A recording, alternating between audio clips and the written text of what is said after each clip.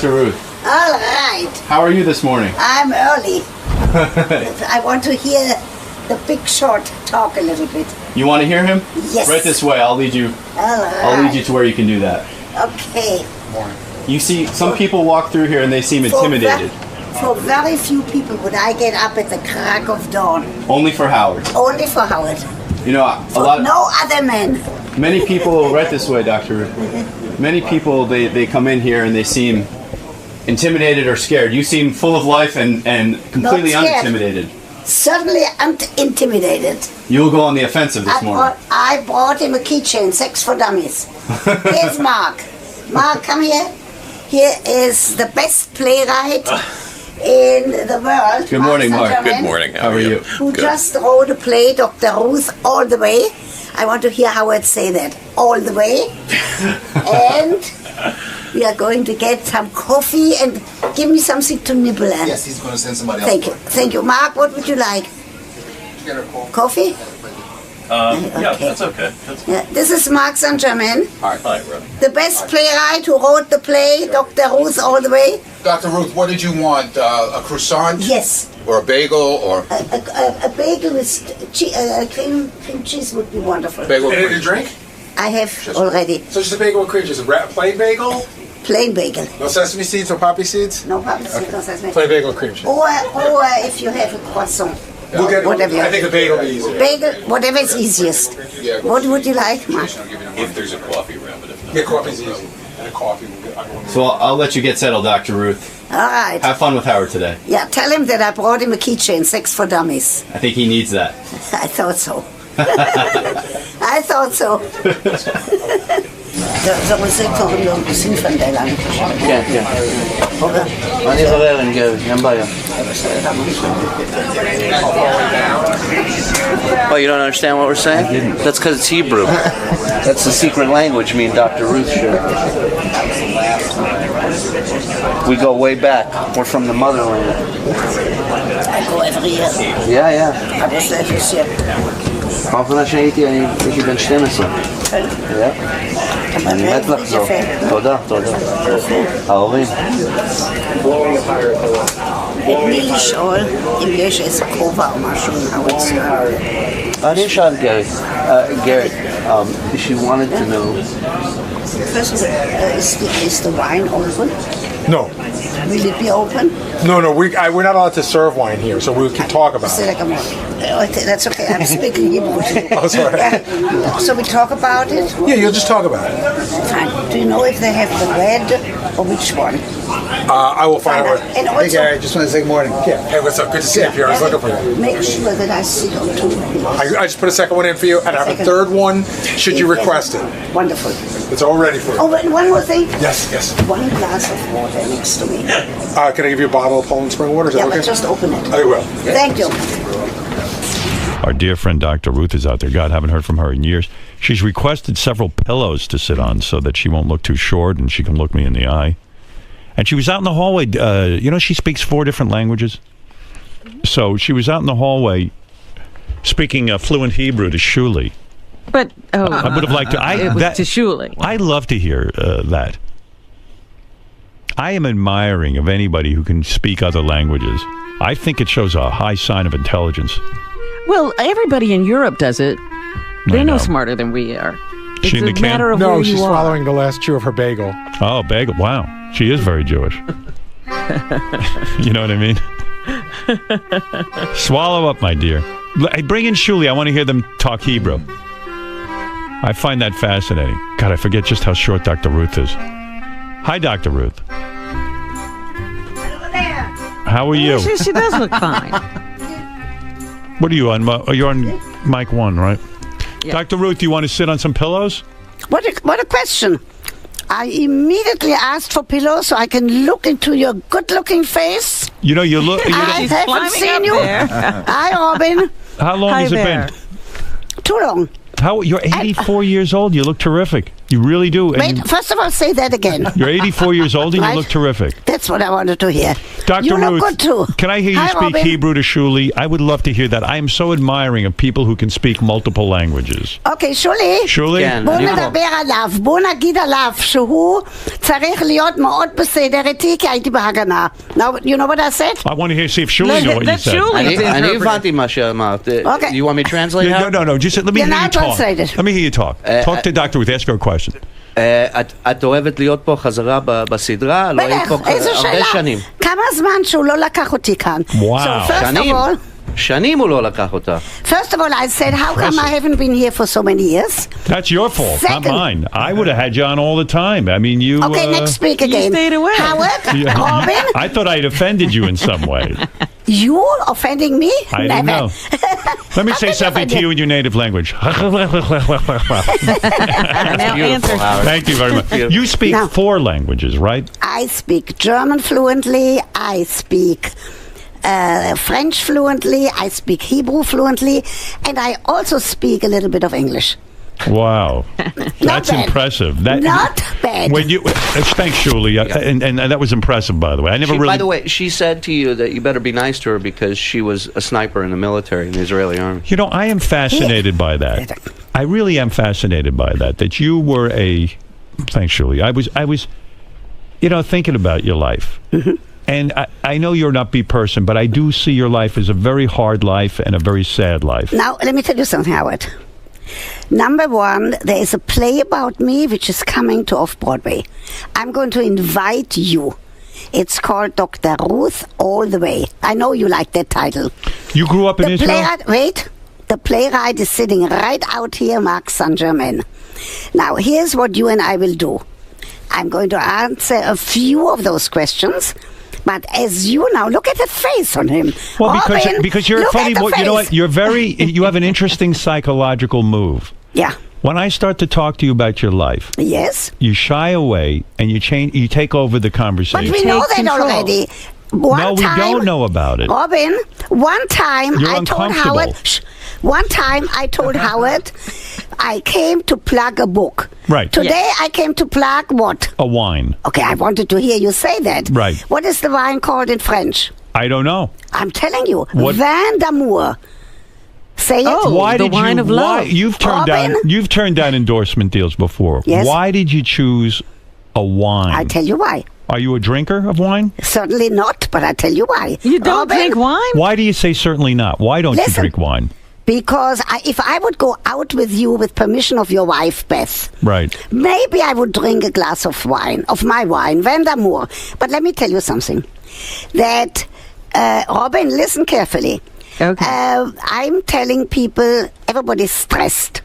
Everybody goes home, and I tell them, a couple, I tell them to drink a little bit of wine, not too much, because now watch Howard's face.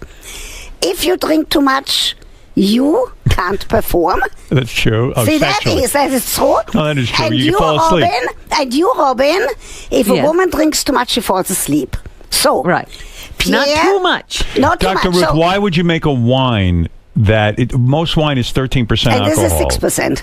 6% alcohol. Yes. That could be a turnoff to the wine drinking public. In other words, people like to get high off their wine. Okay, You understand I that. want to do something else. All right. I want you to drink the Doctor Ruth Vin d'amour, Right. which was the idea of Pierre, with whom I've been working for 30 years.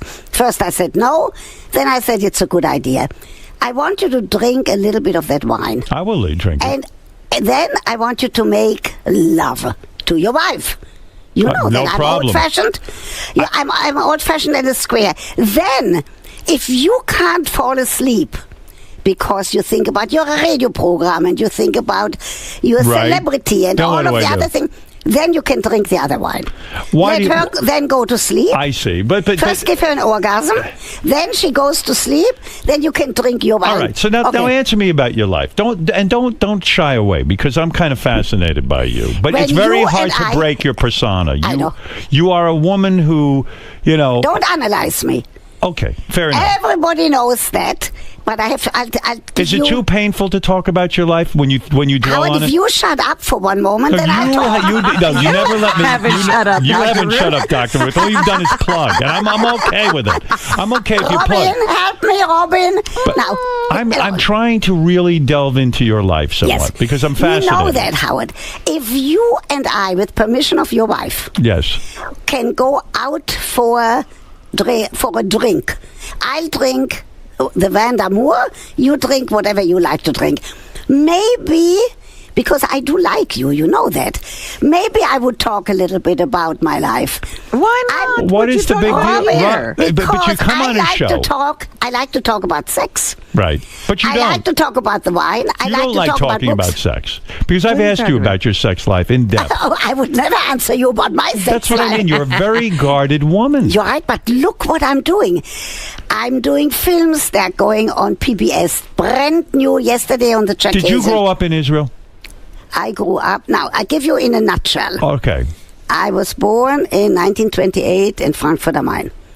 In Germany. In Germany, and lived in the house of two loving parents and a grandmother. Then, I went to Jewish school. Right. Then in I was born 1928. Yes. And in 1939, as you know, there were black clouds on the horizon. Right. I was very fortunate. I was with a group of children who were sent to Switzerland. Other children were sent Without to England. your parents. Without my parents, without so your anybody. father read the tea leaves, so to speak. He Right. understood that the Germans the country was turning ugly, Hitler was coming to power, and they had to find a way to get you out of the country No. safely. No, there was. I will tell you that in a nutshell. There was a conference in Evian, in France, that said, "Let's save German Jewry." The conference failed miserably. Nobody wanted to take the German Jews. My father already was taken to a labor camp, Right. not concentration camp.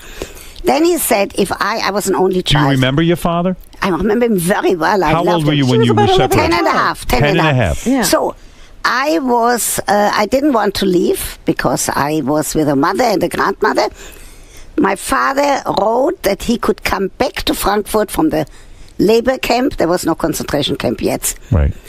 If I would join that group to Switzerland. So I had no choice. Now, Did your father have a business in Germany? he had a small business, not well going. And you lower mean one day middle they class. marched in and said, "You are no longer going to live with your family. We're going to take you to a labor camp." Right. And they just ripped him out from his family and took That's him away true. from your house. Okay, now- You saw that. Howard, I did see that. I give you one more minute. Be quiet. Okay. About that, I went to Switzerland. The children's home became an orphanage because all of the parents of those 100 children who were in the orphanage were killed in concentration camp. That's all I told about it. Your mother was eventually taken out of the home as well And the grandmother, my father, came back to Frankfurt. They were all taken out. and Wait, put in a concentration camp now, that's all I know about it, and that's all I want to talk about it. Now, because it's too painful to continue talking about. I'm Right. almost in tears from it. pardon? I said I'm almost in tears from I it. like that. You should be in Well, tears. I mean, it's But an now, awful story for a little girl Yeah. to lose her family like that. Howard. Were you but- told? I'm curious. Were you, if it's not too painful, were you told when you were living in Switzerland your parents had been wiped out? No. No one came to you and said that? No. Because Wait. back then they didn't believe in telling kids Right. bad things. No, they didn't know. Until towards the end of the war. Now let's How did talk you about the find out? So you Haganah. lived in Wait, a fear of Robin? not knowing. At the end of the Yes. war, how did you find out that your parents and your grandmother were gone? Because lists came of people who survived, and lists came out of people who did not survive. Now let me talk How about old Israel. were you when you before you go to Israel? How old were you? 17 when I went to then Palestine. Now I tell you about the Haganah. Wait, Because so this you way- were living. So you were living in Switzerland. Mm-hmm. End of the war comes. You get Right. this list. You find out your entire family is wiped Right. out. Did you have brothers and sisters? No, I was an only child. Robin, if you both would listen, then you would We're asking hear. you a question though. One more question, Okay. and then I'll talk. So the war is over. You see that your parents have been wiped out. Do you become bitter? I mean, do you say I'm going to move to Israel and fight for this new cause? Yes. That was your motivation. But my motivation was this is something terrible. I survived while 1 million, you know all that, 1.5 million children were killed. Right. I have to do something to make the world a better world. Jews need a country of their own. Right. And I went to then Palestine. Now I tell you about the Haganah. And I was a sniper. Be careful, Howard. So you go to Israel. Still do it. 1 second. You Yeah. go to Israel. Yeah. You're No, seven- it wasn't Israel yet, Right, Howard. it was Palestine. Palestine. Right. You were 17 years Right. old. I go to kibbutz. And were you shocked that they were willing to allow you to become a military person? Because No, back then, I volunteered. What do you mean shocked? Because back then women weren't chosen to be No, snipers. in Palestine at the time they needed everybody. Even you would have been in the then it became Israel, as you know, in May 48. Everybody was a member. Robin would have been a member. You would have been a member. It wasn't an act of heroism. Did it pain you to leave Israel eventually because I this is didn't something leave. Wait, I went to study in Paris. Right, Fortunately for me, I went to the Sorbonne. right, I always thought I'm going back to Israel. right. Then I married Fred Westheimer, who actually, he passed away 14 years ago. He actually liked you. Fred Westheimer. Like, you don't like Howard? But Fred listen to Westheimer and you got divorced, didn't you? No, don't you say something like that. Why did you say that, Weren't you Howard? married 3 times? Yes, but Fred Westheimer was married almost 40 years. Oh, and then he died. And then he died. I so, see. Fred actually liked you. He listened doesn't to you. like you. Robin, Fred Westheimer Can you did believe like you him. married a guy who liked me? Ugh. Difficult to believe. Is it But true it when is- you yeah. served in the Israeli army? You say that you never I had was to... badly wounded. I I know. will tell you that. I was badly wounded. That's not why I'm short. You said I'm 4'8". Yes. Not true, 4'7". I didn't know that. And I'm not shrinking. Because if I shrink, You'll I will disappear. need 5 kilos. But Dr. Ruth, in all seriousness, you had a horrible thing happen to you in Yes. Israel. Your foot was blown off. Yes. Half of your foot. You did your homework. No, I know about Now, you. it's, now That let's was the talk. injury? Toe, and I can dance when I find. I What just was blown danced off? Friday Just your night. toe? No, the top of the foot. Howard. Wow. Let me Howard, see it. over my dead body. Why? Are I you told embarrassed? I told you, you asked your wife, I will go for dinner with you. I told And you she'll that take off her already shoe. 10 years ago. Dr. Ruth, You as a never woman, took me up on listen, it. a woman's appearance is very important. You know, Yeah. when you're a young lady and you What, wanna- what do I look like? Here, No, you look, I'm standing up. No, you look great. Oh, you're standing now?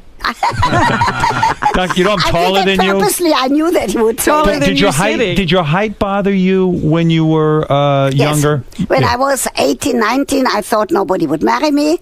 I know better. I was married, I told you, with Fred Westheimer 3 almost times you 40. were married. Yeah. 2 times before, some wonderful love affairs that I legalized. So men were attracted to you despite your short stature. Yes, I think they were attracted to my talking, and I did not talk about sex. Did people think you were a little person? Did they ever mistake you for a little person, Like a little person, like like a midget type? No, only Howard Stern. No. Robin. Did you? Oh, So she's laughing. so you're a young woman. When half of your foot is, you claim that you've never, as a sniper, killed someone. That's true. Do you say that because a lot of soldiers who have seen action? I heard you say that. No, I really didn't, and I want to tell you something, Howard. Listen carefully. Right. I was in the Haganah, in the underground. Then that became the Israel Defense Forces. Right. And I was there for a very short period of time. Right. How many years did you serve? I was there for 2 months. Oh. Because Israel was declared in May. Right. We were all very well trained. I know how to throw hand grenades. Be careful with me. Do you really? Yes, I do. And Do you own guns now? God forbid. Why do you say God forbid? Because I don't think anybody should have a gun, except if you are in the military. Listen. How long does I it take was to learn to shoot a gun on a sniper level? Very fast. I for some reason was very talented in it. Is that I right? think I don't know why. in other words, from how many feet away?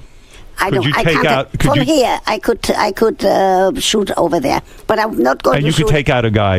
And in practice drills, you would practice on I targets. would have to say, bend down because you are too tall to shoot. As a sniper, do you think Kennedy was killed by one person? I do not know. Do you ever look at that kind of thing as a sniper? You must be kind of interested in it. No, not really. Look, Did I you? did Were the- you in firefights? Did you actually? No, I was just wounded at the residence of young girls who They when lit I- off a bomb? on my birthday, on my 20th birthday.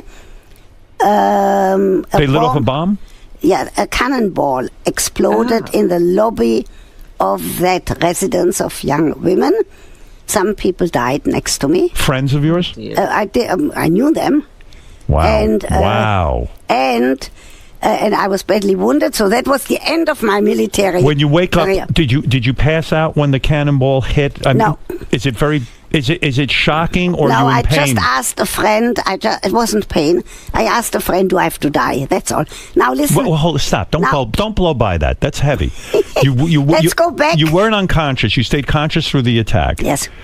You look down. Your foot probably hurt. You Yes. look down and you see half your foot missing.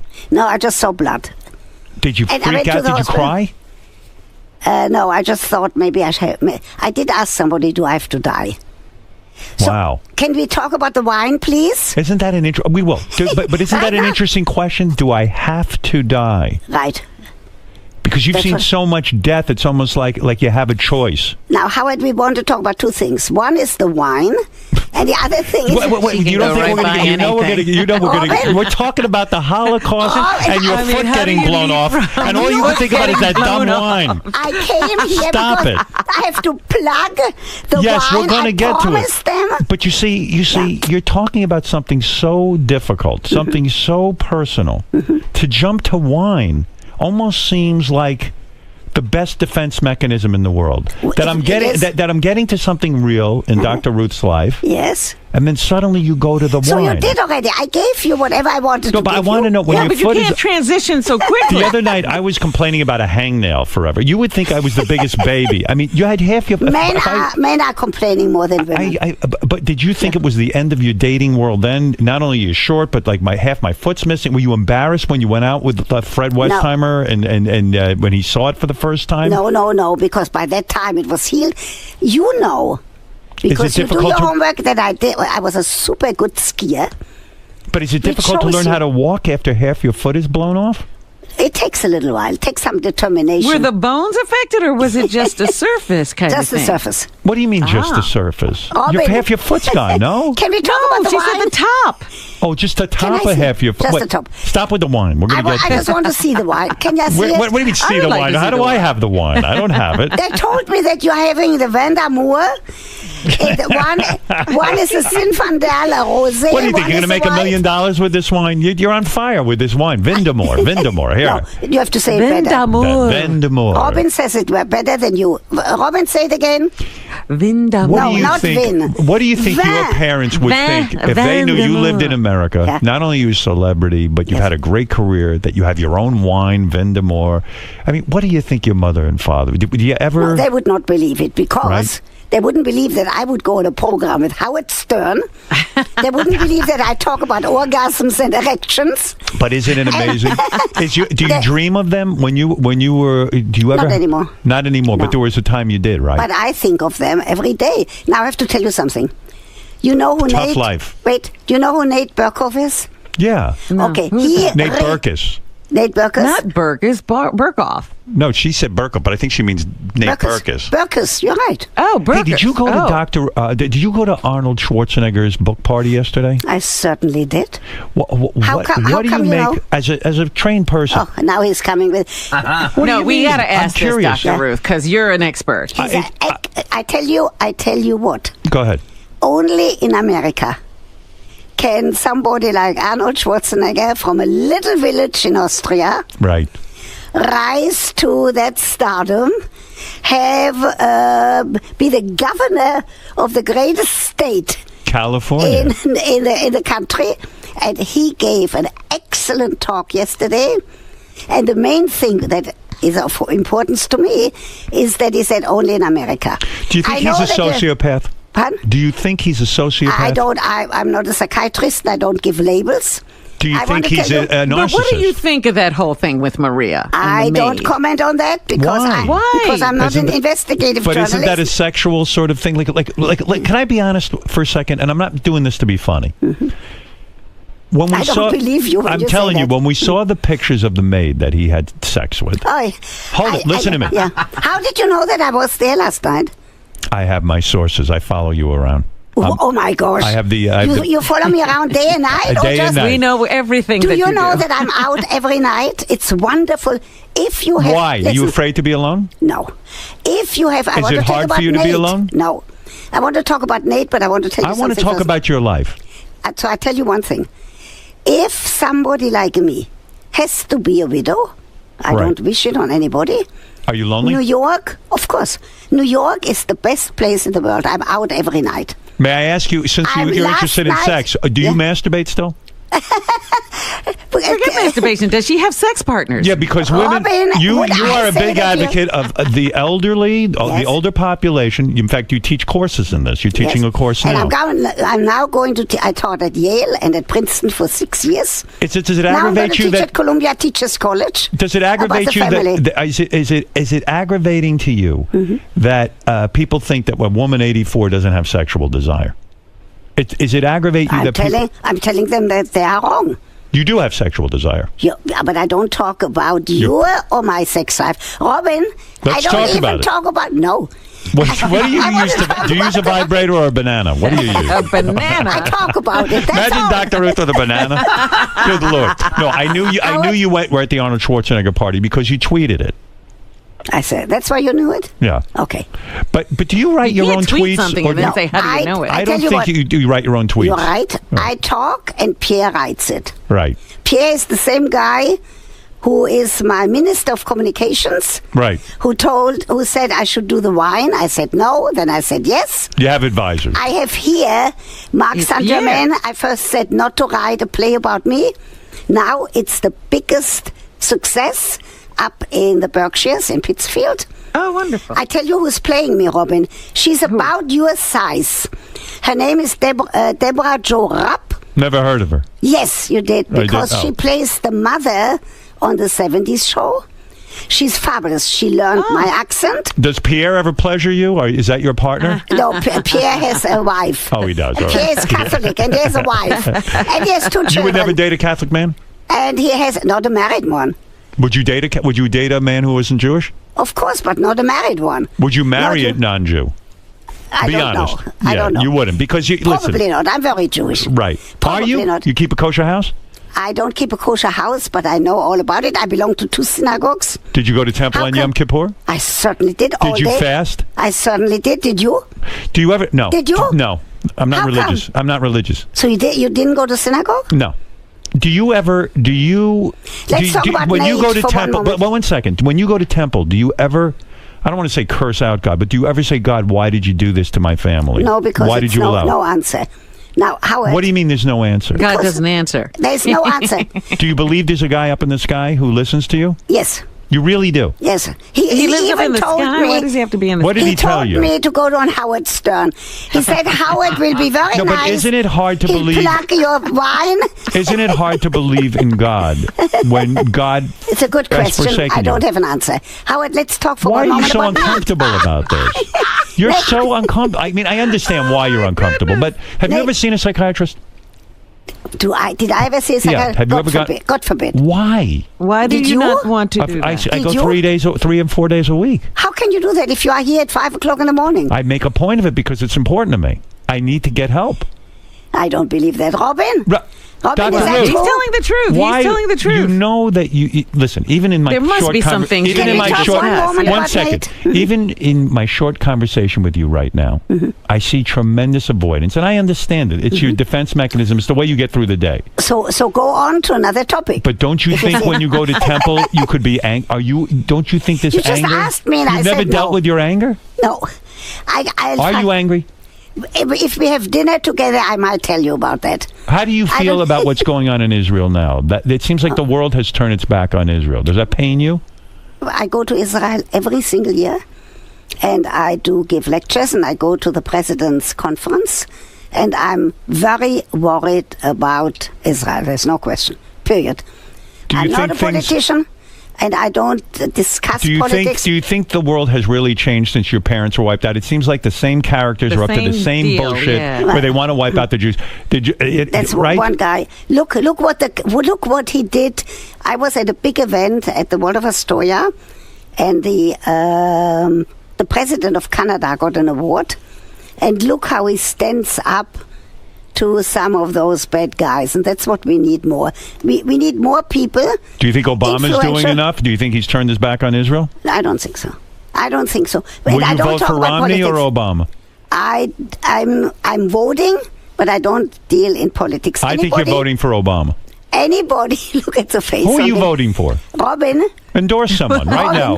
Why? You're not afraid to stand up for anything. You won't say who you're voting I'm for? a Democrat, but I don't participate in any political rally. Right. Because somebody who talks about sex from morning till night and writes books and goes on Howard Stern. But if you had a should chance stay to meet away. with the President of the United States, wouldn't you say to him, Mr. President, with all due It's respect, very I'm a important. woman who had gone through hell. My parents died in the Holocaust. I went to Israel. I fought for the country.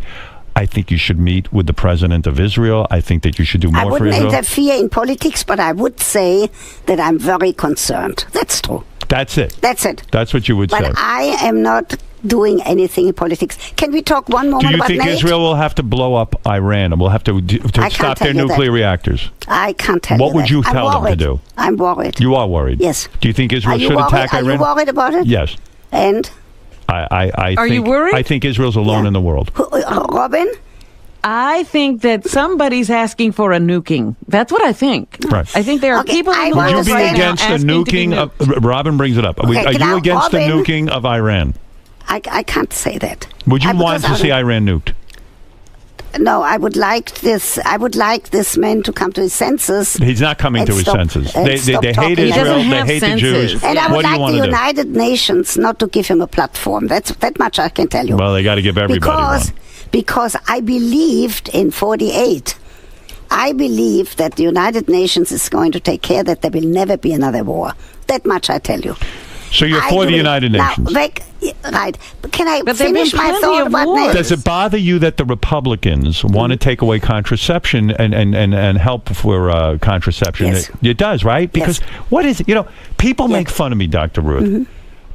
When I have sex with my wife, I don't want to have more children. She doesn't want to have children. I use a condom.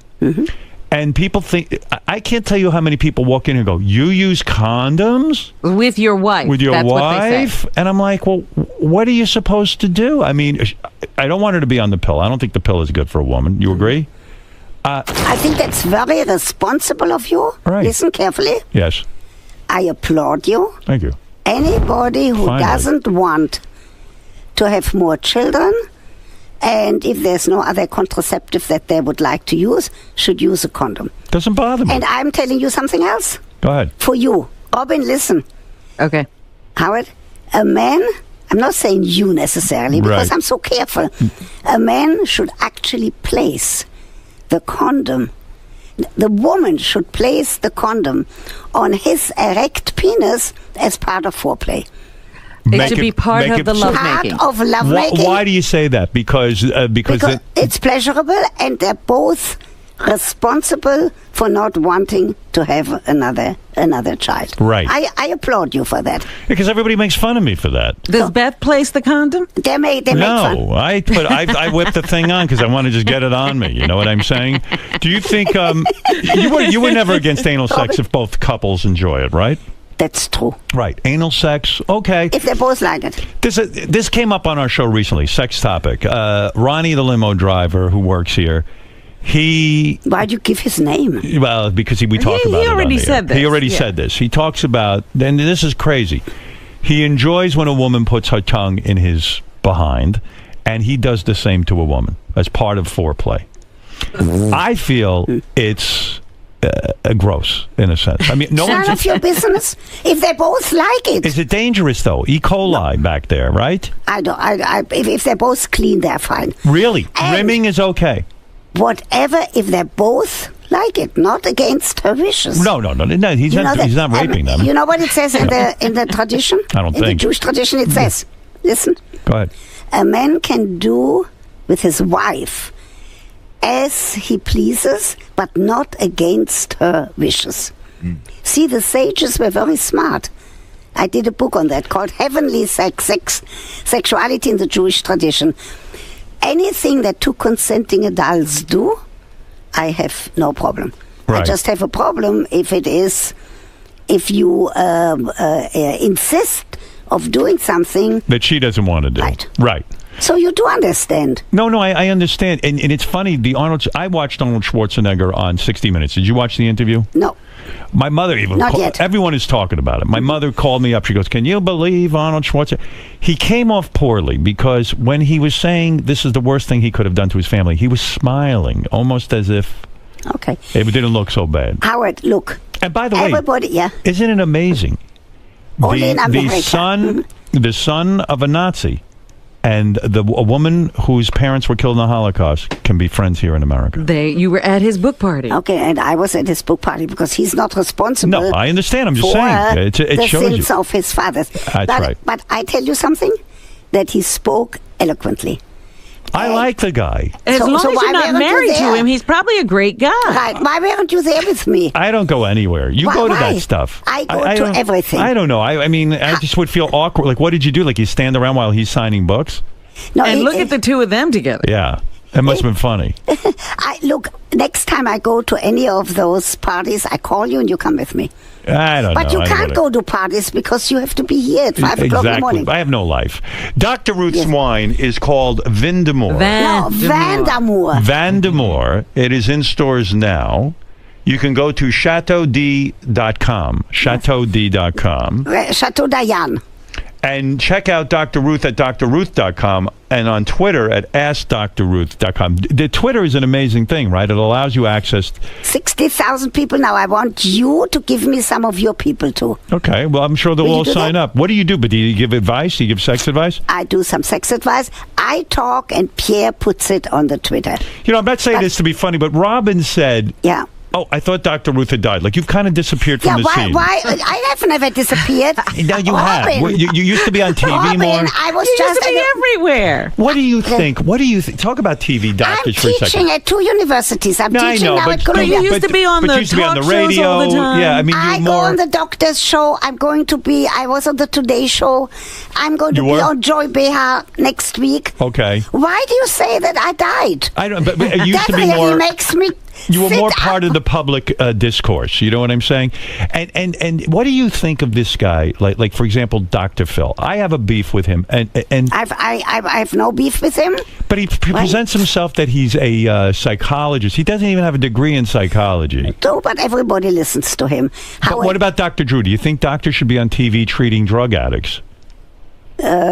Dr. Drew. I don't think that you can actually. On a serious note, are you listening seriously? Yes. You cannot do sex therapy on the air, Right.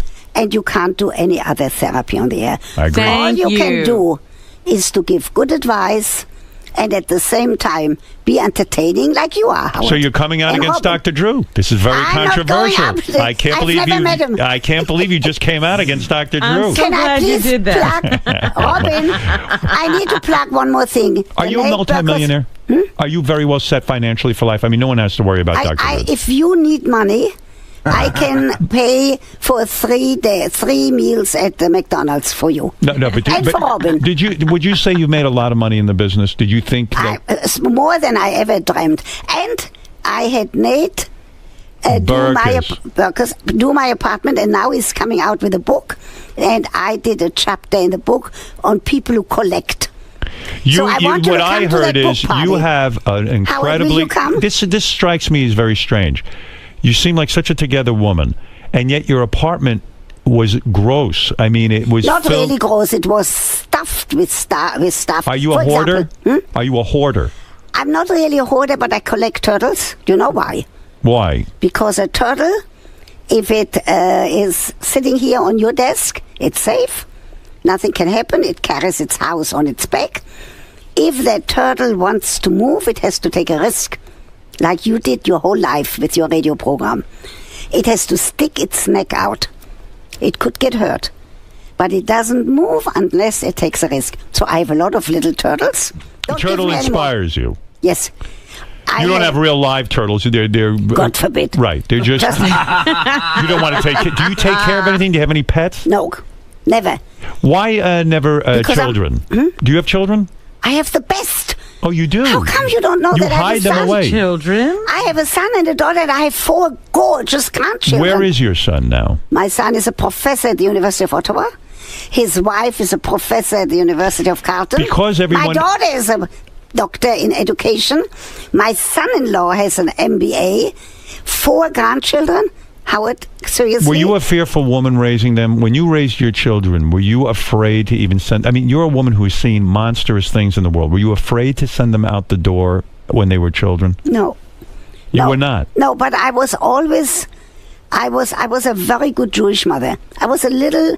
always worried, but not afraid. You didn't put That's your the difference. fears into them? No.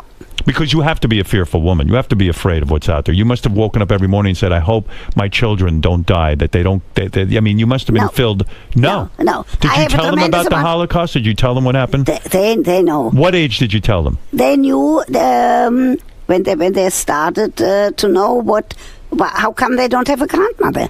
I see. On a serious note. But isn't that a tough thing, whether you should tell them or not? Because it makes the world a scary place for them. It's almost like telling them a You nightmare have to story. know a little bit of going without scaring, but telling the truth. My children You're a good didn't have mother. grandparents until I married Fred, who Right. had parents.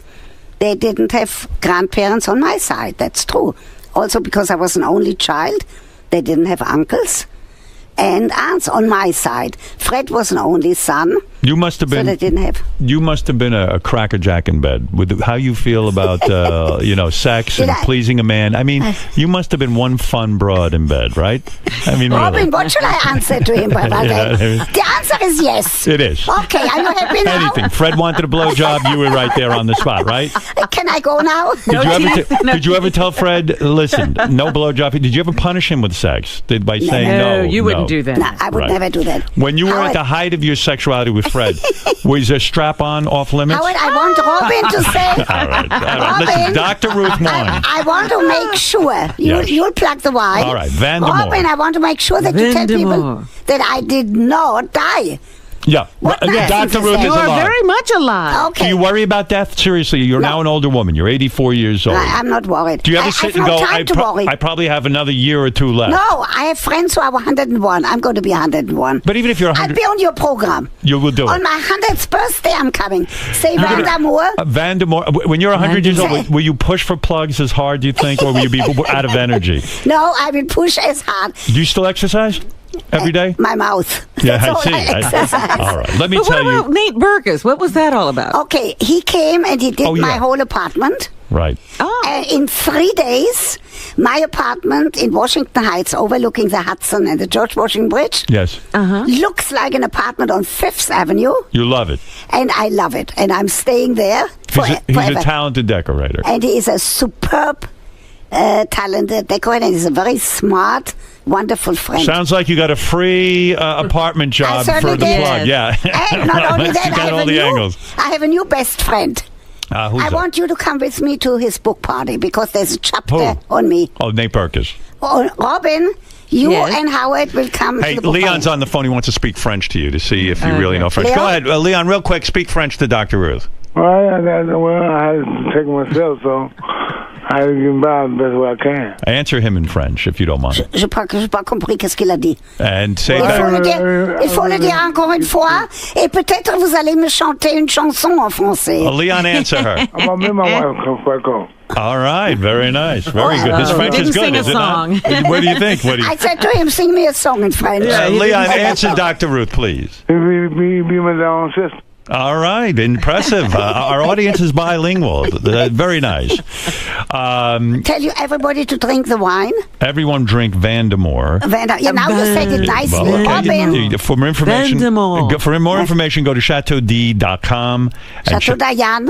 Why are you saying D and it's Diane? chateaud.com. Maybe. Okay. All right, okay. And check out Dr. Ruth at drruth.com and on Twitter at Ask Dr. Ruth. Great seeing you. I'm glad you are alive. Don't wait another year to get me back. All right, Dr. Ruth. Thank you. We'll be back You're right the if. only man that I'm willing to get up at 6 in the morning Of to be course. here on your program. You're turned on by me. The only man in the world. You're You hear attracted to me. That's why. that? Okay, we'll have dinner.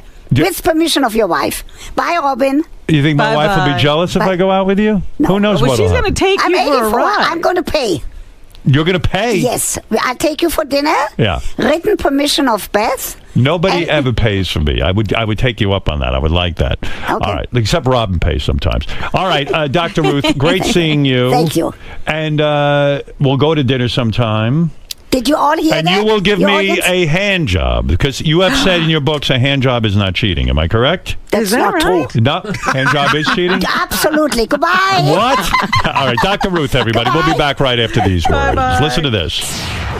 It's good seeing you. You can't say that we are boring. No. Come here. No, not Come at here. I all. want to give you a kiss. Hi there. It's good to see you. Thank you. It's been a long time. Yeah, call me again. I'm too tall for you. Good to see you. I want that picture. You guys want to do a Yes. picture together? I want a picture. Wait. Give me the hand. I should I get want on my a picture. knees, don't you think? No, this is I want a picture. 1, 2, 3. One more. 1, 2, 3. Awesome. There you Okay. go. I want Dr. a Ruth, picture of thank you Twitter. for being here. Thank you so much. Thank you. Thank you. Have a Now, good day. Come with me 1 second. 1 second. Come on. Where are we going? I got to do a commercial. Yeah, wait. Open the door fast. Dr. Ruth, you walk faster than I do. Mark, I want you to say hi. Okay, This Mark. is the playwright. What's happening? Mark Santaman. Really great job. Hey, what's happening And there, this is guys? David, the best tax attorney. Oh, well, now, forget all of you. Now And listen his to me. office is in the building here. All right, good. His office is in the building. Did you see that I got a kiss? I did. Another Kiss. one. We got a lot of Sit kisses down. going on. Okay. Dr. Ruth, why do you get up in the morning for Howard? Why is he the only one? Why is he so special? Because first of all, I usually don't let anybody call me before 9 in the morning because I'm out every night, someplace, opera or something else. And for him, because I actually get a pleasure of debating him because I always come out on top. Bye-bye. Yeah. Let's get down to brass tacks. All right, so who's here? A very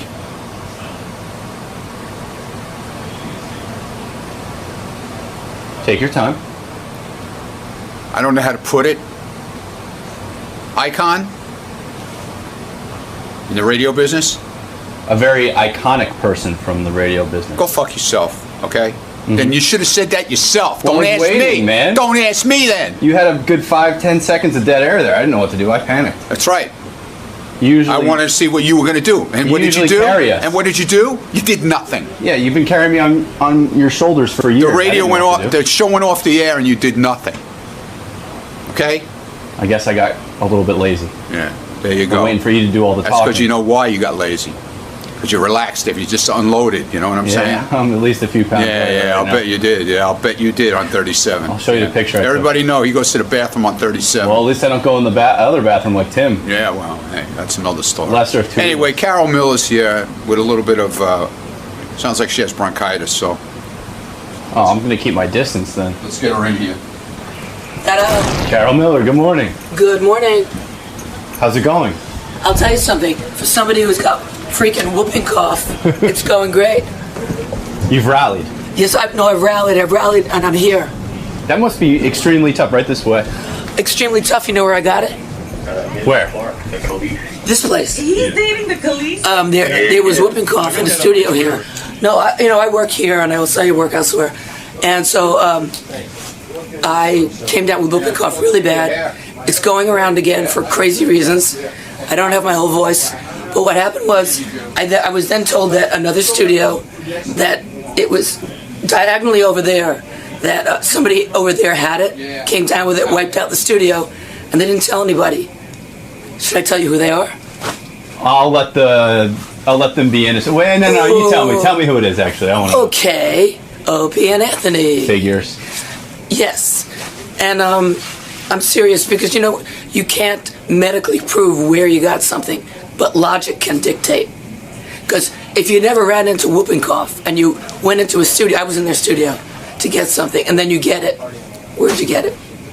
Exactly. So there. So I love Howard and Robin and everybody, and wish I could talk better today, but I don't care. Yeah, I'll let you save your voice for the studio with Howard and Robin. And, Yeah. and the gang. They can make fun of me, I don't care. All right, Carol. Good to have you here. Thank you. I warn you in advance that she sounds terrible. Why? She's got like a throat. She's got a weird throaty, sicky thing going on. Is she sick? She says she's not. She said she was, and she's She over it canceled now. 2 weeks ago because she was sick, and I think she's still dealing. She said with the same she said she's not sick anymore, but she still has but she sounds sick. I'm just warning you. So is it distracting to talk to her? It's not bad. A little bit, a tiny bit. It's hard to explain to the audience that she's a chick with a hot voice because that hot voice is not there. That's her tool. Hey now. Hey, here, fellow radio person, Carol Miller is here. She works at Sirius, and she's still on Q104, I think, in New York. And she's had a spectacular radio career, and I love talking radio. She wrote a book called Up All Night, My Life and Times in Rock Radio. And what a charmed career. Ah, there you are. A charmed career, you thought. Oh, a charmed career, if ever there was one. And I'll tell you why. How are you? Outside of whooping cough. Oh, you have whooping cough? No, wait, but yes. Do me a favor. Don't be in here. I can't get that. You can't because I'm not contagious anymore. But I swear. Go sit in that booth. I swear to God. Don't worry about it. I'm begging you. Don't worry about it. You're begging me. I'm scared. I'm so afraid of germs. I know. So am I. You have whooping cough? Let me tell you something. You know whose fault I it is? feel like I'm getting it already. Wait, let me put this in. Don't come near me. No, don't worry about Please, it. I don't want to get sick. You're not going to get it. All right, sit back far on the couch. All right, here. And you sound like you have whooping cough. Yeah, I know I don't sound right, but you know something? You can make fun of me. I don't care. I'm here. No, I'm not going to make fun of you. I'm I a love fan. you. I wanted to come. Yeah. No, I'm glad you wanted to come. Should have waited a few more weeks until you felt better. You know something? You know, you could just postpone enough. People go, who cares, you know? Wow, I'm so paranoid of germs. I've got yeah, you and Jerry Seinfeld, forget about it. Jerry Seinfeld. Never mind Jerry Seinfeld. I've got such a bad case. Like I can't touch things. I'm like completely Look, I got whacked. gloves on. You're not getting it. All right, thank you. Look. Get Carol a surgical mask. No. Or you. I don't know. Somebody needs a mask. No, because I have so much I want to talk to you about. There's plenty to talk about. And your voice going to be all right? I don't care. If you can listen to it, I'll listen to it. All right. Well, I mean, I don't know if the fans will, but I will. So you're still on Q104? Yes. Now, have you been able to work with whooping cough? I was off for the last week and a half. Yeah, that's tough. Yeah, but you know whose fault it is? Whose? Jenny McCarthy. Why? Because there's all these women who have these cockamamie ideas that children shouldn't get vaccines. And no, I use her name in jest because she's one of them, but they are saying now that they don't want the children to have vaccines. So therefore, a lot of, illnesses that were banished in the 20th century. Whooping cough, I'm going to get it now. You're not getting it. Robin, I'm coming to your apartment. No, you're not. No, I want to be out of the studio. You're not getting it. I'm not? I'm way beyond. Why do you think I'm not getting it? Because after 5 days of antibiotics, which I've been on for like 2 weeks. Right. You're not contagious. All right. And I didn't kiss you. All right. Don't kiss me. I would like to kiss you, but I'm not today. going to. So the reason I said you had a charmed career, Carol was one of these DJs I used to listen to, especially when I was younger. And really, I would imagine the other DJs at your radio stations were jealous of you. Because rock stars and anybody who came and visited, they'd put you in videos. You were in Ian Hunter's video. Yeah. You were, which is one of the all-time great videos. What was the song that was? Only the good ones are taken. Only the good ones are taken. Carol was so hot that Ian Hunter looked at her, put her in the video, and I can imagine that every DJ on the radio station was jealous because you were getting these outside opportunities. True? Well, I never took it really that seriously. I think the guys were always kind of like more jealous about their careers, and I thought it was funny. Right. Well, Yeah. I just think that for a guy at a radio station, it's tough when the woman yeah. gets I remember the WNEW calendar. They do a calendar every year of all the DJs, and guys would be like just wanting to see Carol Miller's pictures in the calendar. And you know what? Those crazy calendars, they always wanted people to dress up like somebody else, and I said, that's nuts. Right. I don't want to wear a clown hat. I don't do that. Right, yeah. But I just know that it was a charmed career in that you were you like a valedictorian of your high school? Yeah, salutatorian. Yeah, salutatorian, the second to the valedictorian. Yeah, they left off the .03 on my extra AP credit. So you're this brilliant girl. Your father was what, a doctor? Oh yeah. Uh-huh. And you were going to college. You were being groomed to be a doctor or a lawyer. Doctor, and I became a lawyer actually. Did you actually get a law degree? Yes. Did you pass the bar? I did everything I did, and I stayed in radio. So when your father heard you wanted to go into radio, he was completely freaked out and pissed, right? Well, he was beyond that. My father, you see, I know enough about you from your family and listening to your wonderful family, right, that your father never really thought you were a moron. He loved you. My father thought I was a moron. No, my father thought I was a moron. No, my father, you're a moron. And I'll write off the last 20 years. You're a moron. Yeah, but you weren't a moron. I mean, you were really good in school and stuff. And so the idea that you were, gonna horrible. What school? What college did you go to? University of Pennsylvania. Yeah, I mean, so that's like about as Ivy League as you get. University of Pennsylvania. You're this brilliant daughter of a doctor. It looks like you're on track to really have this great life. Yep. Why? You don't seem like somebody who was in love with radio. Why did you even go down and volunteer? You know what I mean? I mean, in your history as a kid growing up, were you enamored with the radio? Oh, yes. Oh, you were? See, no, I don't blame you if you didn't read my book. No, I haven't read it yet. I'll read it. It's a lot to read, but it's funny. I always loved radio from the get-go, and it was a very, very important part of my life. And I always found that there was an invisible party in my room called Radioland. Right. And as a kid, I was DXing and listening to all my invisible friends come home from school, and Murray the K and Cousin Brucey, they'd all be there just at the flick of a switch. Was life easy for you as a kid? I mean, being this beautiful and, I mean, you could have gone into modeling, I'm pretty sure. You were that hot, right? Well, not in those days, I'll tell you. So I did a little modeling when I was a teenager. So you must have been the charmed kid at school, right? No. Those days, it wasn't that easy for us Jews. I'm really darker, when they gave you a lot of trouble. Were you a popular kid in school? I was popular as being the smart kid. Were guys banging you at a young age? I didn't know what banging was. Oh, you were very naive sexually. Well, if you read the book, you'll see I'm from such a background that makes it funny that I didn't know from anything. Right. And so you weren't going out with guys, and guys weren't hitting on you? Well, they were hitting on me, but I was going, I don't do that. I can't do that. You were a good girl. I came from an Orthodox background. When did you start having sex? In college? Under pressure, yes, in college. What do you mean pressure? Some guy talked you into it and you weren't really ready? No, the women's lib movement came and dragged me kicking and screaming. You mean you felt you had to have sex because of the Yes. But the women's lib movement would have been just the opposite, saying you don't have to be pressured into having sex. No, women's lib movement was a hoax. It was? Yeah. Why was it a hoax? But the whole deal, Howard, was that women weren't supposed to have sex, and so being liberated meant having sex. See, the women's lib movement, and hi, Robin, I think it was cooked up by guys to make women think that it was their idea to do this. Right, right. Because that way they had a reason, they had an intellectual reason to do this. So how do you get into radio? You go down to the college radio station, you start to volunteer like I did, right? Yeah. And you start to, and you're really good at it. I mean, you had a very natural delivery. You weren't sort of struggling to be on the radio. It was kind of easy. Well, the thing was this, even though I sound like a frog right now, right? I could do Joan Rivers really good right now. I know. In a week, I'm going to be sounding like this. Yeah. No, don't worry. Yeah. Okay. All right. Keep telling me that. Yeah. Don't worry. Yeah. No. It was the whole start of the FM thing. Yeah. And I did not really make a connection between. Top 40 AM and the new direction of FM, and this was a whole new world that was kind of opening up, and so. I didn't really have a role model. The only woman that I had heard on the air, of course, here in New York was Alison Steele. Yeah. And she was very beautiful and glamorous. She was an older woman, but she had a persona. Yeah, she was like an announcer. Well, no, she had an act of that she was the night bird. Right.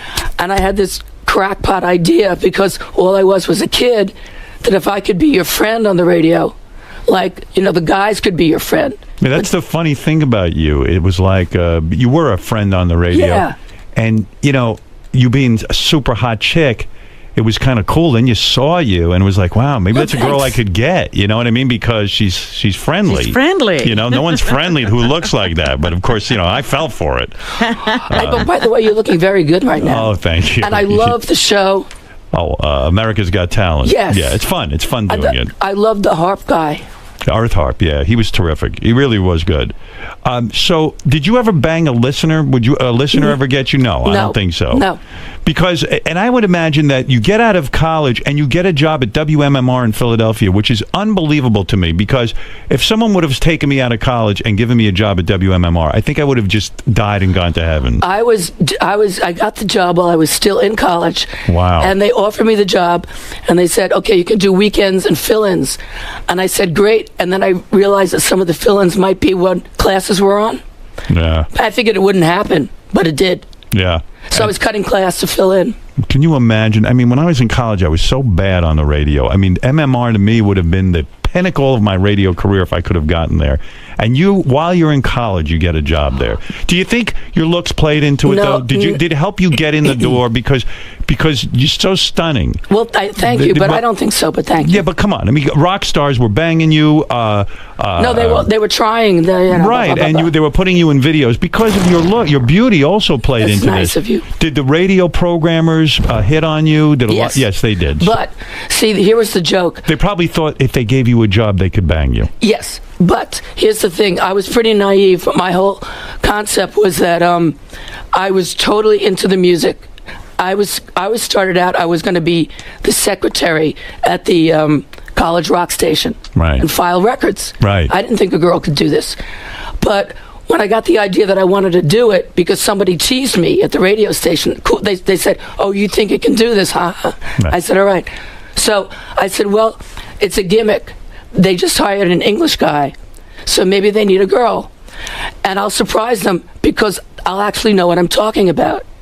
And so the guy that introduced me on the air the very first day actually does shows here at Sirius XM. Who's that? Michael Tierson. Oh, yeah, I listen to him on Deep Track. Yeah, well, and he was just the same guy, and I'll never forget this. You know, people are who they are, and I say this with no animosity. He looks at me, it's in the book, and he goes, we won't be needing a girl around here, so you won't be here for very long. And this is what he said before the mic went on. And I looked at him, and I'm 20 years old, you know. Yeah. Then he puts the mic on, he said, and now we have Carol Miller. He says, this is a microphone. And I said, does it bite? And I went on, and then I just did my show. He was condescending. Were you nervous on the radio when you first got on, or you were relaxed? Oh, no. Very nervous, but I pretend to be relaxed. Yeah. I pretended to be relaxed. It didn't help. I was awful. I mean, I was awful. Nervous. I was so bad at it. No, how did you be awful? I was awful, and I was so bad at it that even queuing up these records and putting them out. You want some water? No, I got here coffee. I feel like I should put you in the hospital. Not let alone. I've been. You know, they don't want me there. They don't want you in the hospital? No, she can't even be in the hospital. Right. I'm so scared I'm going to get whooping cough. I mean, oh my God. Yeah, Dan, go ahead. You're on the air. Yeah, I just want to say that that whooping cough is very contagious, Howard. Oh my God. Oh no, don't call and say that. Oh no. Oh my God. Oh, no, I'm telling you, I wouldn't come here. I wouldn't do that to you. I'm a responsible person. Okay. Well, anyway, I catch everything.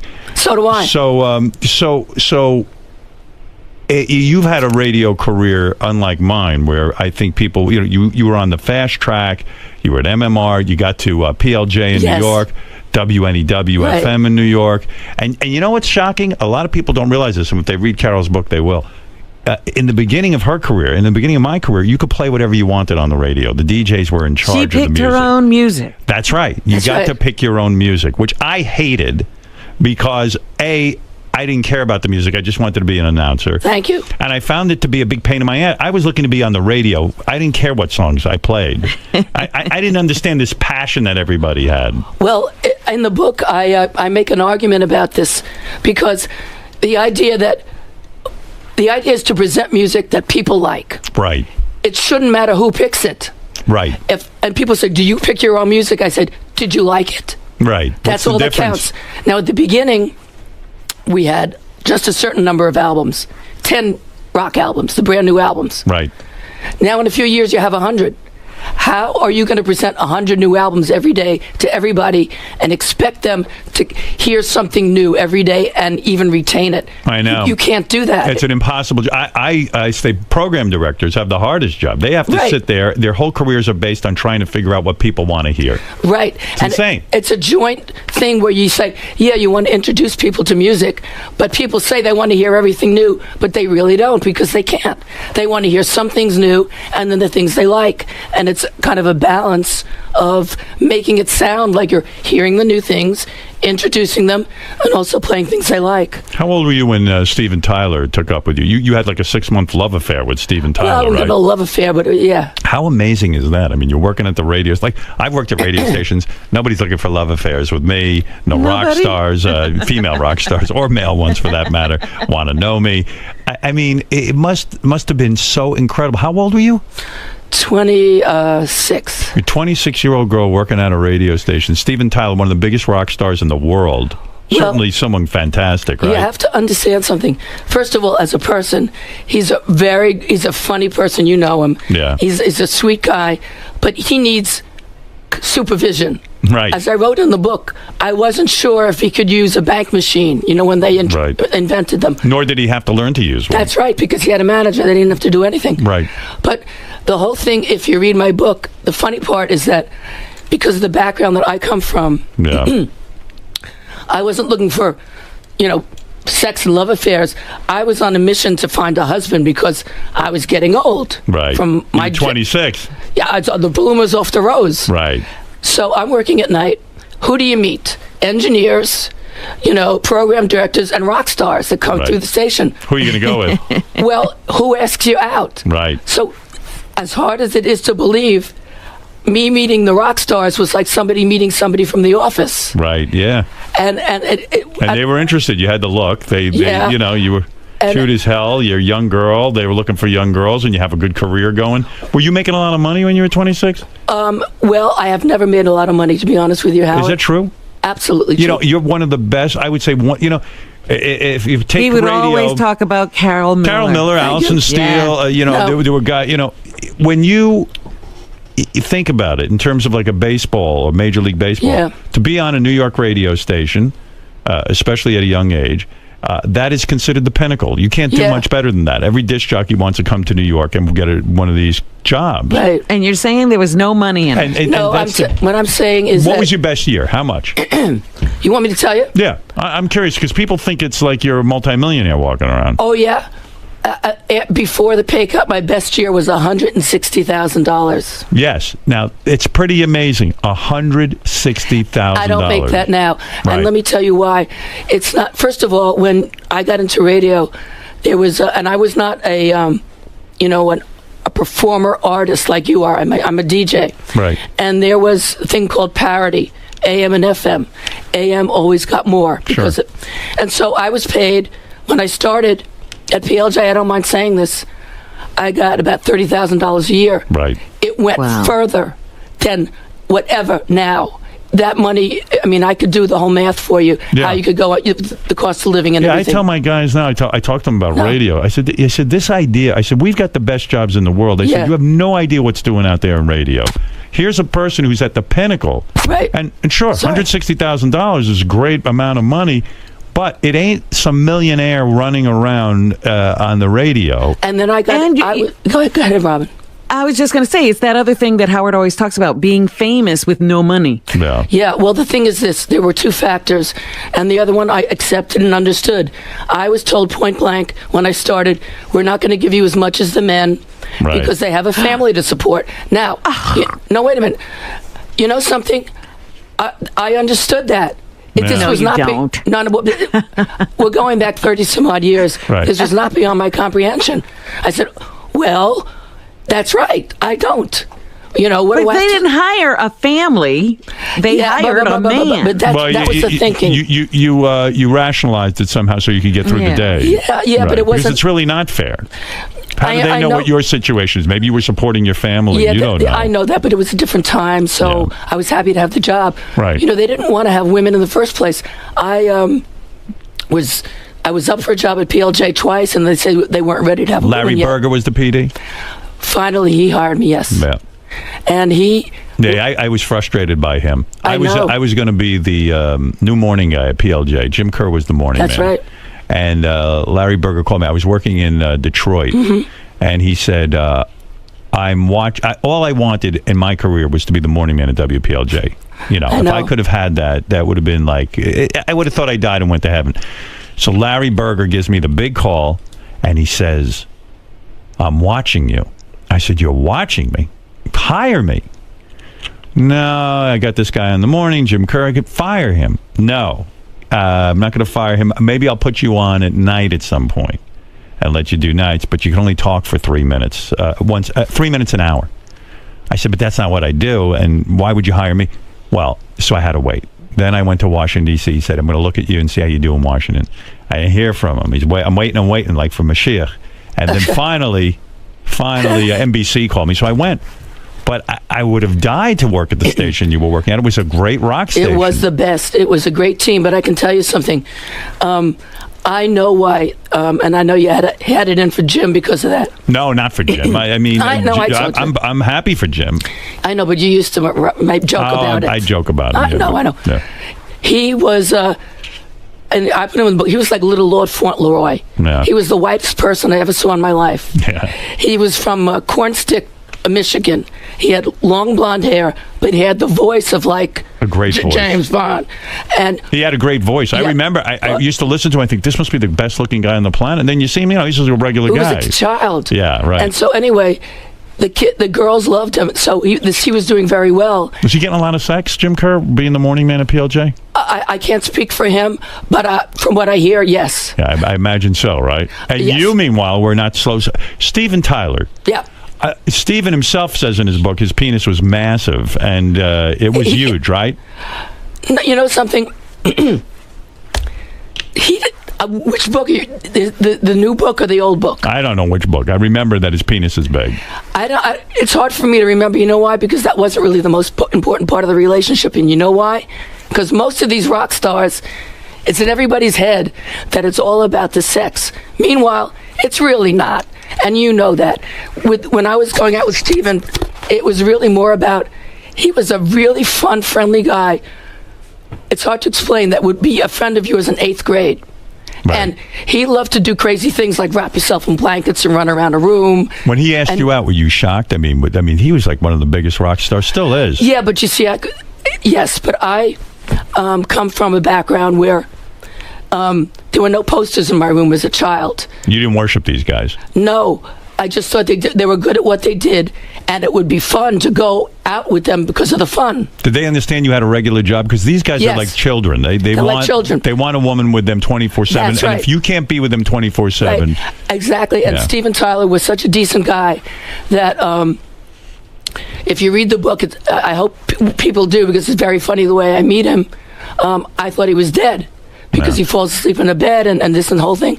And I'm never going to go out with him because he's an idiot. What you're referring to is that Stephen was using drugs. Yeah. And you're there with him, and he uses drugs, and he passes out.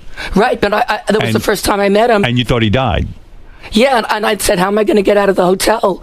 I'm going to be the last person seen with a rock star. If you read the chapter, I pour water on his face, and it's funny. He's out cold. Out cold. But then he winds up calling me back. And I realize this guy's out of his gourd. But wait a second. The kicker to the story is you call his manager or somebody, and they say, stick some fried eggs underneath his nose and he'll be revived. They'd obviously been through this with him. Yes. And they stuck fried eggs under his nose. You did it. And he woke up, and that was it. He was fine. Yeah. Well, yeah, and then I left. Were you doing a lot of drugs back then? No. I never was really a drug person. So when Steven's partying, what are you doing? Oh, I'll tell you. When I did start going out with him, because it was a few months later, he came back. They were working on the record. Because of my hours, he was coming up to the radio station. Come on out. You want to go here? You want to go there? Sure. So that's how it started. And, he'd fly me to places and this and that. So you held out a long time before you gave him sex, right? You were not easy. Yeah. Yeah. Yeah, because, see, even though he really wasn't a candidate with a capital C, I was on that Jewish look for a husband. And did you really think Steven Tyler was going to end up being your husband? No, but I thought Paul Stanley would. Paul Stanley of Kiss. Yes. He You gotta asked read you that. out. He asked you out. You went out with him, and you had a loving good- relationship with him. Yes, he's For how long? A few months, and then they went on tour. But I've been friends with him ever since then. Paul good in bed? He's a wonderful guy. I have nothing bad to say. His mother just passed away. You think Paul Stanley broke up with you because you're a Jewish girl and he wanted something more exotic? He wanted he wanted some exotic sort of Catholic girl or something he couldn't get in high school. In the book, I wrote that, but I'm writing that kind of humorously because I realized that my understanding of guys, coming from my little Orthodox type background, was so limited that I thought every guy is looking to settle down. Right. Even the guy that wears spandex on stage. Did your parents ever sit you down and go, "Honey, you're dating the wrong kind of guy"? They never talked to me about dating. I wasn't allowed to go on a date, and then they were worried I wasn't married. I see. So when you're going out with Paul Stanley, the legendary feud between him and Gene Simmons is that they don't get along. Oh, that's bullshit. That's all right. You can say that here.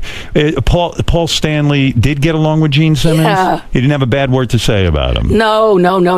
And you're telling me you really don't remember Steven Tyler's penis size, or are you just one of those people that doesn't want to talk about it? I don't want to talk about it. It was, look, I'm not, what's those plastic caster people? I'm not that. Were you satisfied, though, sexually from Steven? Yeah, but I wouldn't have cared. I was having a good time on the plane. Right. Were you in love with him? No. It was about just sort of hanging. Yes, I realized that. Wow. That's like a dude. You were like a dude. Well, but I was a friend. It was like the friends with benefits thing. But Paul Stanley you were in love with? Yes. And when he broke your heart? Well, I wouldn't say that. I didn't understand they were going on tour, and I didn't understand, and he told me, later on, of course, guys, like, we shouldn't get married, we go on tour. He was straight ahead also. Right. But the funny part in the book was I just didn't understand these things. I didn't go around, like, beating myself up. I thought it was my hair's too dark, my teeth are bad, When Ian Hunter asked you to be in a video, which I think it wasn't him, it was his manager. Was that manager trying to get in your pants? Yes. Yeah, that's what I figured.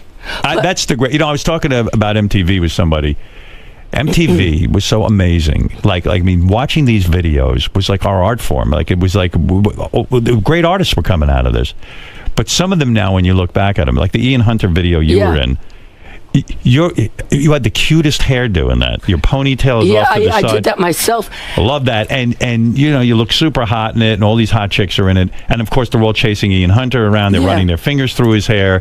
Ian Hunter smoking a cigarette through the whole thing. Yeah, with the sunglasses. With the sunglasses on. Ridiculous, right? Right. Ridiculous. The whole thing is ridiculous. No, it's all ridiculous. And now it's all gone. I mean, there's no more of that. You don't see videos playing an important part. Well, thank goodness, because it went over the top. I mean, who needs it, really? Yeah. Are you sad by how radio is declining now, that people are just not as excited about it? It doesn't have the same clout it used to have? I think that it's all a matter of marketing and advertising. And this is why I call radio the Maytag of media. Right. It's like you need it. Everybody has it. The guy sits there, it doesn't break, but when it does, oh my God, the radio's broken. And we, collectively in radio, did not do our job in glamorizing and showing the attractiveness and the total utility and the superior appeal of radio. I agree. It is... You can't turn it off. It doesn't break down. You don't have to upload, download. You don't have to do anything to it. You can't stop it. It bounces off the stratosphere. The government can't shut it down. There are just so many reasons why it is the perfect sonic component. And yet, because of marketing, people have allowed people to think that walking around the street with little plastic things in their ears with canned music is hip. It's just marketing. And I think one of the things about... So it makes you sad that the DJ is not appreciated? I wouldn't say that. I would say that the media likes to think that. Yeah, I think the DJ is appreciated. I think the audience likes to hear somebody, yes, I'm going to tell you something. The two people that besides here, of course, Mel Karmazin came and, elevated Sirius XM. But I have to hand it to Bob Pittman, because I work for Clear Channel. And because he started MTV, right. He came in there and he understands that. He loves radio. and he is. Everything he does is with a splash. Yes. And I really think that he gets the show business of it. Yes, he does. Yeah. And when it all comes out in the wash, because it's going to come out, how many devices could we have? It's just ridiculous. We have to have the one that works. Radio is going to be standing, and people are just all excited by their latest thumb thing. Yeah, well, that thumb thing is delivering music in a way that doesn't have commercials, and that's what's going to eventually win out. You know that. You know something? You don't think so? Let me ask you a question. This is my other theory. I wish I could talk better. I know. You should have waited to come in when your voice was all right. Then you would have said, "Oh, she's over. It's done." No, I wouldn't have. Never. You're wrong. Why No, I say feel you're struggling that? with your voice. I got to ask you something. Yeah. You were married. I guess it was your first marriage to Mark Goodman, the VJ, right? Yeah. Was that your first or your second marriage? First. Yeah, you're married now, right? Yes. Your first marriage, Mark Goodman, the VJ. He was a big deal back then because he was on MTV. Yes, but I knew him before. Right. And you worked with him where, at MMR? No, actually at PLJ for a little bit, but I had a lot of friends in common from MMR. The rumor I heard, this was a rumor, you don't address it in your book, but tell me if it's true or false. You came home one day and you discovered him in bed with two women, and it blew your mind. I mean, of course it would blow your mind. It's your husband. True or false? No, false. It looks like you're looking in your mind for whether that's. I mean, that's something you wouldn't forget. What is this related to? No. I'm wondering which story you've gotten it confused with somebody else. No, somebody told me that, and I didn't know if it was true or not. And I said, "Look at this guy." No, but. How many women was it? Was it more than two? No. I never came home and found him in bed with a woman, but I did. Well, look, it is what it was. I think he is another person who, certain guys, when their fame goes to their head and they're at a certain age, and I have it in the book too. Even my father said, give him a year, let him stop around, he'll come back. Really? Your dad said that? Isn't that interesting when your father says that to you? It makes you wonder what he did to your mom. No, because you're married. The men do this, it's the old way. Right. Let him get it out of his system. So did you wait the year to see if he'd get it out of his system? And then my father says, let him get it out of his system and get an AIDS test. I see. Do you run into him in the halls around here? He works here as well, doesn't he? Yeah. Do you ever run into him? Once or twice. Really? Is it ugly? How is it is like, that? hey, you don't talk to him, he doesn't talk to you? No, I'll tell you something. When he left, it was my choice. I decided I'm not going to be he left, he ran off with somebody else, whatever. I'm not going to be the groveling whatever. I'm going on the air and working. And I was shocked. I'm from a very conservative background. So I just went about my business, and I decided never to see him again. Right. I never saw him again until a few years ago in the Sirius studios. That's what I say, yeah. I would imagine you run into each other, yeah. Yes, I ran into him. How awkward was that on a scale of 1 to 10, 10 being most awkward? Well, because I have a sense of humor, and I think Lifetime is a funny channel. Yeah. And I've been through so much crap. Yeah. If you read my book, I'm a cancer and this and that, So much cancer, right? You've been through. Yes, and I never told anybody. Were you a smoker? Were you a cigarette smoker? No. It's just, you got breast cancer when you were like And 20. urine cancer, yes. Just like that. Was it in your family? It killed everybody. Wow. So, and did you had a mastectomy? Two. And then you had two mastectomies. All of it. They put me back together 10 times. What with an implant they put? Oh, please, I don't want to talk about it. What do you mean you don't want? You talk about it in your book, no? Yes, but I don't. I look like a person, right? No, you look terrific. I'm saying. Yes, I've been through hell and back. No, you really, really have. I just finished up radiation last year from the inside.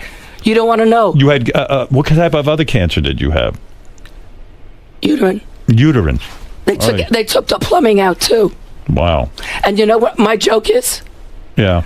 I asked. You know who I asked this question to? Naomi Wolf, the feminist. Right. She has a few cards in the deck that I think are loose. I said, would you consider me a woman? Now. I don't have any parts. What did she say? She was a little stumped. Of course you're a woman. No, I'm saying that humorously. Yeah, but is that how you feel inside? That No. You're not a woman? I feel exactly the same. Exactly the same, because you know something? Then why would you ask her that? Because she wrote a book she just came out with a book about how your body parts are related to your brain, and I thought it was crazy. Look, I only have 2 inches, and I consider myself a man, even though technically I'm a woman. All right? That's it. You got to think of yourself the way you are. No. I think of myself as a woman. It's in your brain, right? That's right. It's in your brain. What are you, 2 inches? It's barely a clitoris. I got that there. No, everything. My balls are a good size. Well, I think of myself as a woman, and not only that, I'm like Barbie. Right. Because they put me back like Barbie. I like you better this way, quite frankly. Well, thank you. I think all that internal stuff is disgusting. I like a woman who's been cleaned out a little.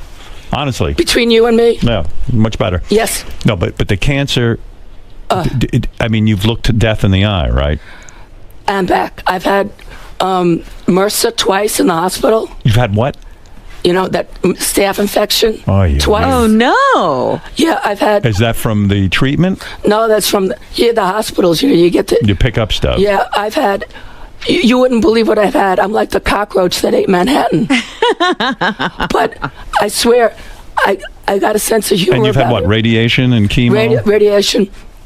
They didn't give me the chemo because I had a heart murmur, and I had I had the 2 mastectomies, and you've had like what, 10 surgeries there, right? About 25. 25 surgeries. I'm not kidding. Why the 25? To reconstruct? Yes, because I had infections and all kinds of problems. But you know something? God. You've been through hell. Yes, I call myself Queen Cut Me Up. And did you go through the divorce all through that? Here's the fun part that's in the book, where because I do have a sense of humor thanks to my father, who I miss very much. When I was going through the divorce, I went through the divorce, and all of a sudden I came down with it. No. And I don't mind saying this, but it's in the book, so I could say this. He sued me for my half for the co-op. Because New York state law at that time was just an investment. So you could sue. They didn't. Right. Well, it's a marital asset, yeah. Yeah. So I was at his lawyer's office, and he's not a bad person. I think he just didn't get it. I said, listen, I have cancer, and I am paying for all this other stuff right now. Could you please, not sue me? So they delayed it for 5 years if he would have the money. But he came and got me anyway. It was right on the door, affixed to the door. And I had to pay $43,000 and then another $23,000 while I was going through all this shit, plus driving my father to chemotherapy. And guess what? I had a nice apartment. Yeah. Well, you've been through a lot. Yeah, and you know what? Don't you think radio is a dismal career? I mean, you've had a pretty good one, but most guys just really get the shit beaten out of them, don't they? Yeah, it's not. Management doesn't take kindly to DJs, do they? They don't really appreciate them, do they? I never really thought it was a career, and that's why I got into it. I thought it was something so new and exciting, like the Beatles. Yeah. But it's been wonderful to me because. You wouldn't recommend it to other kids when you go coming out of college? I don't know what type of opportunities there are. Right. Because you know what it is? If you really work, if you really love what you're doing, because I really like hanging out and talking to people. Right. Maybe I feel like, when I was a kid listening, like I'm on the other side of the radio and I'm your friend. And I really mean that. Yeah. And I like it so much that I've shown up for work sick and this and that. It's not because I'm stupid or a martyr. You love it. I love to do it. And you still do too. love to do it, yeah. And when you saw Mark in the hallway after all as you say, you had financial issues with him and we're going through cancer. You saw him. So because you have a good sense of humor, what did you say to him when you saw him after all this time? Well, the first thing he said, he was very nice, and he said, "Oh, you look exactly the same. I can't believe it. You didn't get fat." Well, I wasn't sure why you were supposed to get fat. But anyway, we were talking, and, he does have a daughter from a second marriage. Right. And then I think there was another marriage. And then he said that he realized that he was a fool. I mean, he was sincere, and that he didn't understand what we had. And that's when I saw Lifetime Movie of the Week. Well, guys do learn. Sometimes you don't realize what you have when you have it. And that's always I'm not saying I don't write a bad book about a bad person, and that's not a big focus of the book at all. Was it hard to get the book published because? No. Because you think about it with radio and stuff. Sometimes people don't give a shit. Do you know that I was never going to write a book. What happened was I got a letter from an editor at HarperCollins. I was opening the Warren Zevon book. Right. And there's a letter in there saying, "Did you ever think of writing your memoirs? We bet you have some great rock stories." And I said, "Wow, they think I should write a book about rock star gossip." And I said, "Oh, no, I wouldn't want to do that, but I'll talk to them." HarperCollins. Yeah, well, I could see why you'd think that. I mean, you've banged quite a few rock stars. Not that many. Whitesnake, that guy, right? Oh, but that's the whole band. No. What's his name? Coverdale, right? Yeah. Look. Big get in the world of women and men. It's a big. Hey, by the way, the name Whitesnake. Yeah, I got that part. Was named after his penis. I guess so. Is it that big? Is it that crazy big? No. So nobody's like that. Tyler is like that. No, he's not like that. I know a woman who blew him, and she told me it was huge. She has a small mouth. Really? Do you really think so? Wow, because she claimed that, give me a break. Some guy told me you got a blowjob next to Steven on the tour bus, and he said it was monstrous. No, listen, that whole thing. I have to tell you something. When I went out with these people, I actually was their girlfriend. And I'm dead serious. I never saw any of this crap. Yeah. I never saw groupies except when they would throw things at me. But do you feel incredibly special when a guy like Steven Tyler or the Whitesnake guy, they're at the top, they're on the top, they're being catered to, and you're the girl on the arm? You know why? I think it's great that they invited me. I like being there, but I know damn well that if it was any other pretty girl, it would be them too. Right, yeah, that's true. And that's what... Very smart that way. I was looking for a relationship.